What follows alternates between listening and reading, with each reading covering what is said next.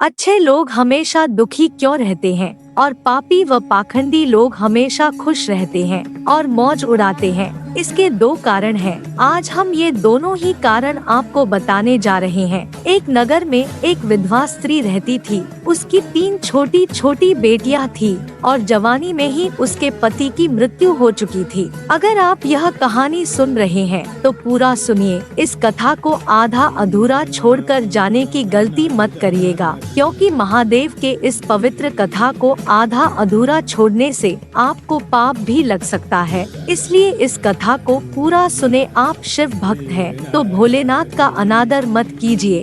तीनों छोटी छोटी बच्चियों को पालने का भार बेचारी उस अबला पर पड़ गया। तीनों बच्चियों को लेकर वह विधवा जाए तो कहाँ जाए, कुछ काम धाम भी नहीं कर सकती थी। ऊपर से समाज की उल्टी सीधी बातें उसे कुछ नहीं करने देती थी।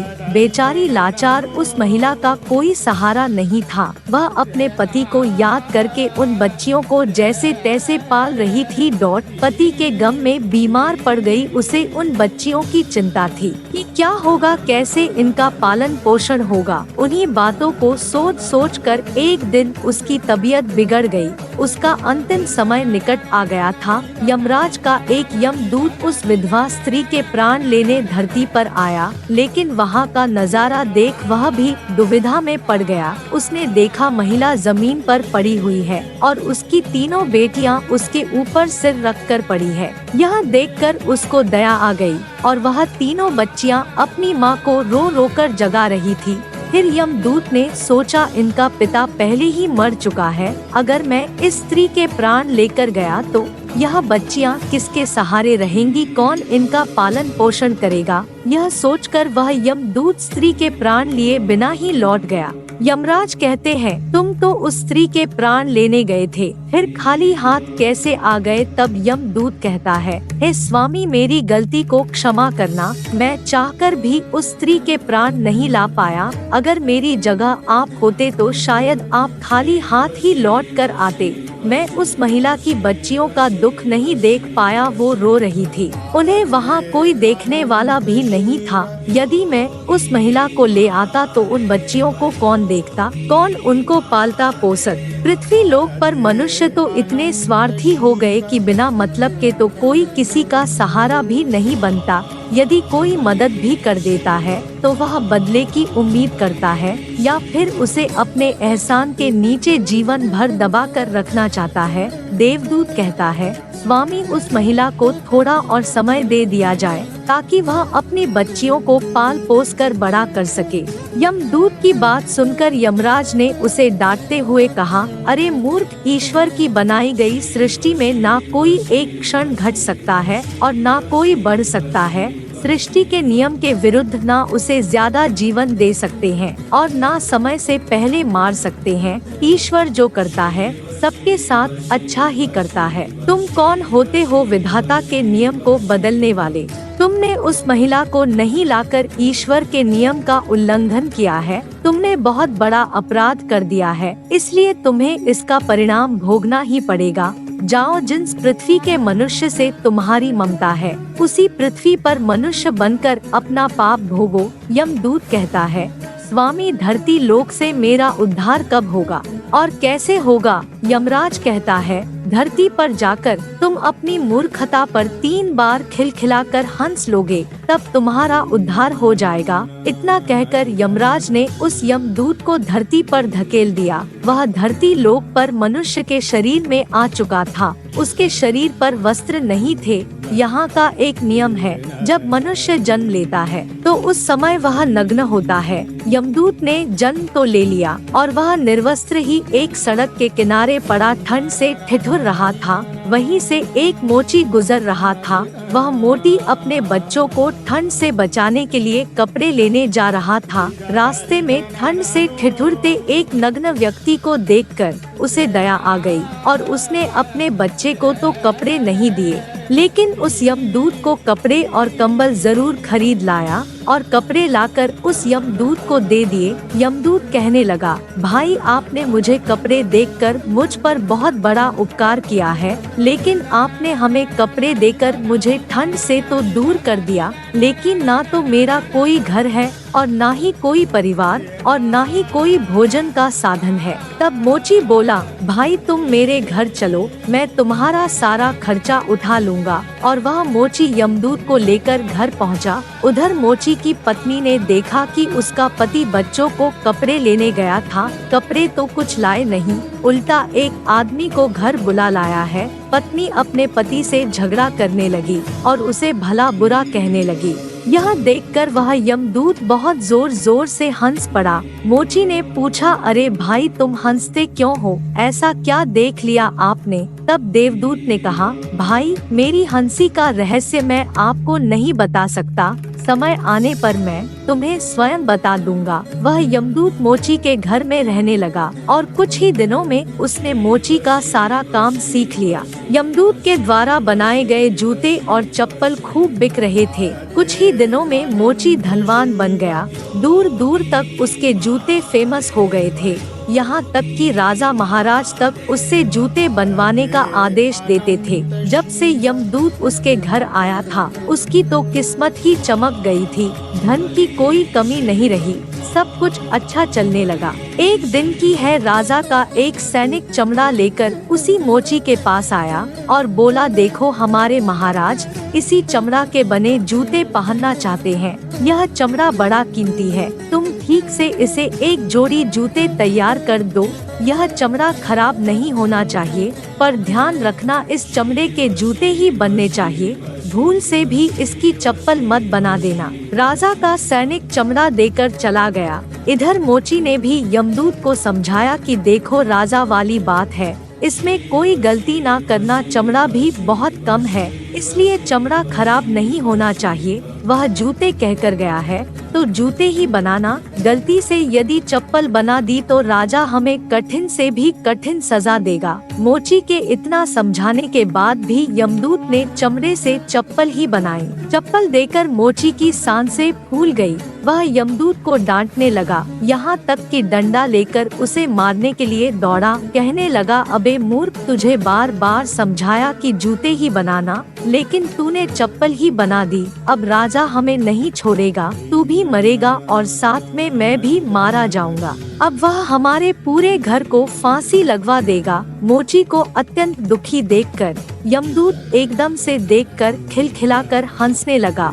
मोची बोला, अबे मूर्ख आदमी, काम बिगाड़ कर अब हंस रहा है। वह देखो जूते लेने राजा का सैनिक आ गया है। और सैनिक आते ही बोला, मोची भाई कल जो मैं चमड़ा दे गया था उसके जूते मत बनाना, चप्पल बना देना, क्योंकि राजा साहब का देहांत हो गया है और यहाँ की प्रथा है, मरने वाले व्यक्ति को चमड़े की चप्पल पहनाकर अर्थी पर लेटाया जाता है। सैनिक की बात सुनकर मोची को ऐसा लगा जैसे मरे हुए शरीर में जान आ गई हो। इसके हाथ से डंडा छूटकर गिर गया और उसने यमदूत के पैर पकड़ लिए और उससे माफी मांगने लगा। यमदूत मोची की इस हरकत पर जोर जोर से हंस रहा था। मोची ने पूछा, तुम क्यों हंस रहे हो? तो यमदूत ने कहा, समय आने पर इसका कारण बता दूंगा। दूसरे दिन एक बुढ़िया के साथ 3 लड़कियां मोची की दुकान पर आई थी। उनकी शादी होने वाली थी और वह तीनों अपने लिए जूतों की नाप देने आई थी। यमदूत ने तीनों लड़कियों को पहचान लिया कि ये 3 वही लड़कियां हैं जिनकी मां को ना ले जाने के कारण आज मैं अपने किए की सजा भोग रहा हूं। और यहाँ लड़कियां काफी बड़ी हो गई है, अच्छे घर में पली हुई भी मालूम पड़ रही है। बुढ़िया कहती है, हाँ बेटा, बचपन में इनकी माँ चल बसी, इसलिए इनको मैंने मेरे पास रख लिया। मेरे पास करोड़ों की दौलत है और दुर्भाग्य से मेरी भी कोई संतान नहीं है, तो इनको मैंने मेरे पास रख लिया है। मैंने इनको पढ़ाया लिखाया और अब बहुत बड़े खानदान में इनकी शादी कराने जा रही हूँ। लड़कियों का भाग्य देखकर देवदूत सोचता है, परमात्मा जो करता है अच्छा ही करता है। अगर उस समय में इनकी माँ नहीं मरती तो आज यह भुखमरी और दरिद्रता में ही पड़ी रहती। इनकी माँ के मरने के बाद आज ये तीनों लड़कियाँ बहुत बड़े घराने की बहू बनने जा रही है और इस बुढ़िया की करोड़ों की संपत्ति की मालिक भी बन चुकी है। यह सब देखकर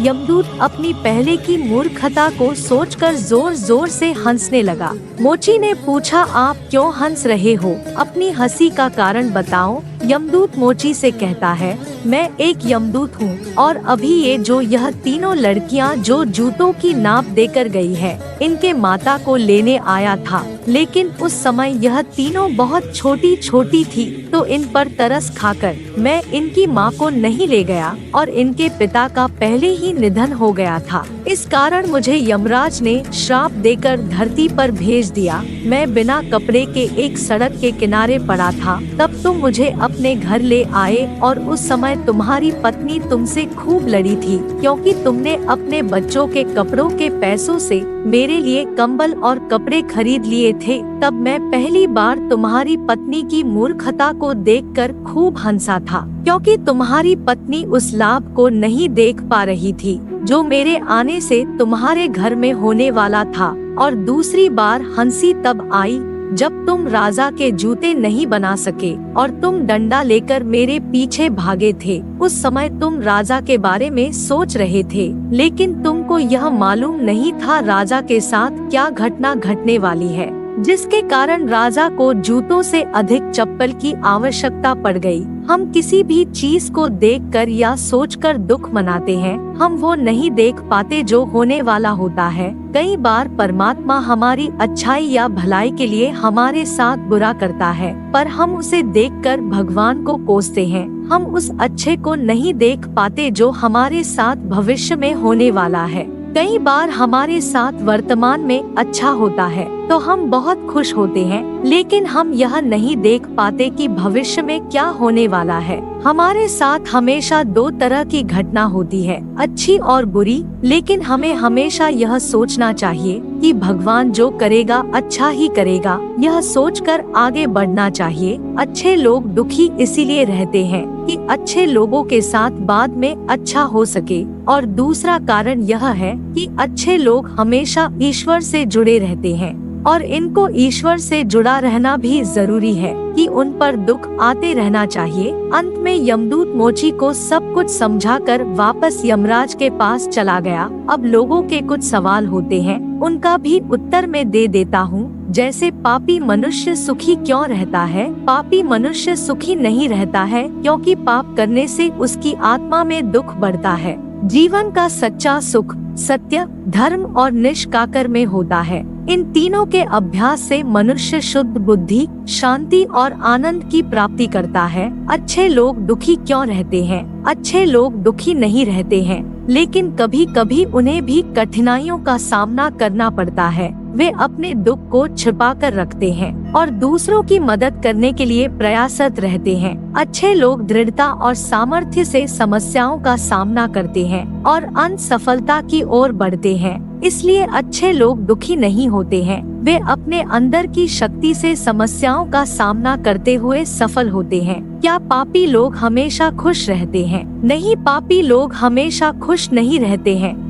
वे अपने अनिष्ट कार्यों के कारण अपनी आत्मा में दुख और असंतोष को बढ़ाते हैं। इसके बाद भी कुछ लोग पाप करने में आनंद और सुख का अनुभव करते हैं, लेकिन यह असत्य होता है और उन्हें दुख ही मिलता है। सत्य, धर्म और निष्काम कर्म के अनुसरण से ही व्यक्ति सही सुख को प्राप्त कर सकता है। सुखी मनुष्य कौन है? सुखी मनुष्य वह है जो अपने आसपास के लोगों के साथ प्रेम और सम्मान के साथ रहता है। वह व्यक्ति जो सत्य, धर्म और निष्काम कर्म में विश्वास रखता है और दूसरों की मदद करने के लिए तत्पर होता है। सुखी मनुष्य वह है जो सभी से प्रेम और सम्मान का व्यवहार करता है और सभी के भले के लिए प्रयास करता है। इस तरह का जीवन जीने वाला व्यक्ति शांति, सुख और समृद्धि का अनुभव करता है। सुखी व्यक्ति की क्या पहचान है? सुखी व्यक्ति की पहचान उसकी खुशी, संतुष्टि और आनंद होती है। वह व्यक्ति जो अपने जीवन के हर पहलू में संतुष्ट होता है, जीवन को एक उत्सव के रूप में देखता है और खुशियों को शेयर करता है।